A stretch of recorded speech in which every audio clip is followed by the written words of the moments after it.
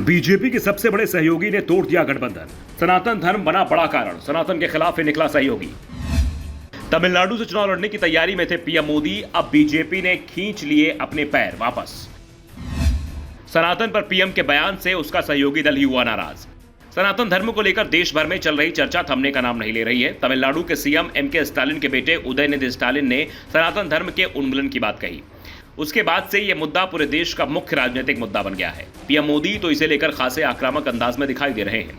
अब उनकी जो भी रैलियां हो रही हैं उसमें सनातन विवाद केंद्र में रहता है। बीजेपी पूरे इंडिया गठबंधन को ही सनातन विरोधी बताने में जुटी हुई है।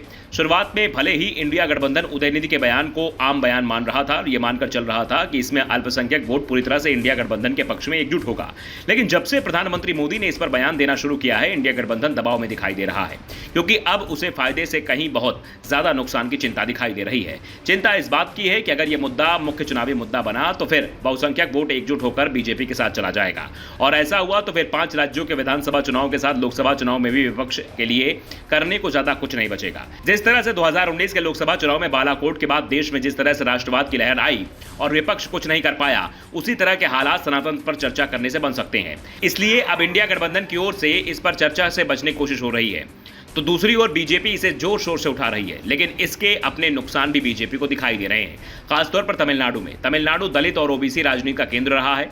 द्रविड़ आंदोलन में केंद्र में ही हिंदी और हिंदू विरोध रहा है और सनातन का विरोध यहीं सबसे ज्यादा हुआ है, और इसका फायदा यहां के राजनीतिक दल उठाते रहे हैं। सनातन के खिलाफ बयान देने वाले उदयनिधि स्टालिन डीएमके के नेता हैं, जो हिंदू विरोधी आंदोलन से निकली पार्टी है। ऐसे में साफ है कि सनातन पर पीएम मोदी जितना ज्यादा आक्रामक होंगे, डीएमके को तमिलनाडु में उतना ही ज्यादा फायदा मिलेगा, और उससे ज्यादा नुकसान बीजेपी के सहयोगी एआईएडीएमके को होगा, जिसके बाद एआईएडीएमके ने बीजेपी से अपने संबंध तोड़ने का ऐलान कर दिया है। वैसे एआईएडीएमके ने गठबंधन तोड़ने का ऐलान करते हुए इसके लिए बीजेपी के प्रदेश अध्यक्ष अन्नामलाई को कसूरवार बताया है, लेकिन यह साफ है कि एआईएडीएमके ने बीजेपी से गठबंधन सनातन धर्म को लेकर चल रहे विवाद के चलते ही उठाया है। गठबंधन तोड़ने का ऐलान करते हुए एआईएडीएमके के वरिष्ठ नेता डी जयकुमार ने कहा कि पार्टी अब तमिलनाडु में बीजेपी प्रदेश अध्यक्ष अन्नामलाई कुप्पुसामी के साथ किसी भी तरह का गठबंधन की इच्छा नहीं रखती है, और यह बयान उनका निजी बयान नहीं बल्कि पार्टी का बयान है। डी जयकुमार ने कहा कि हम अपने नेताओं की आलोचना स्वीकार नहीं कर सकते हैं। अन्नामलाई पहले भी हमारी नेता जयललिता के बारे में बहुत कुछ बोल चुके हैं। उस वक्त भी हमने अन्नामलाई के खिलाफ प्रस्ताव पारित किया था। उन्हें गठबंधन की मर्यादा में रहकर काम करने की जरूरत थी।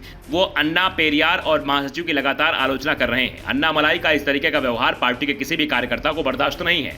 हमें अब चुनावी मैदान में उतरने की तैयारी करनी है, इसलिए हमने अभी से पार्टी का रुख साफ कर दिया है। दरअसल दावा किया जा रहा है कि एआईएडीएमके ने एक तरह से बीजेपी को सनातन विवाद से दूर रहने की चेतावनी भी दी है, इसलिए पीएम मोदी की जगह प्रदेश अध्यक्ष को निशाने पर लिया है, क्योंकि एआईएडीएमके को इस बात का एहसास है कि पीएम मोदी को निशाने पर लेने का मतलब है कि भविष्य में बीजेपी के साथ किसी भी तरह गठबंधन की संभावनाओं को समाप्त कर देना है। Bureau report, the Dhakad news.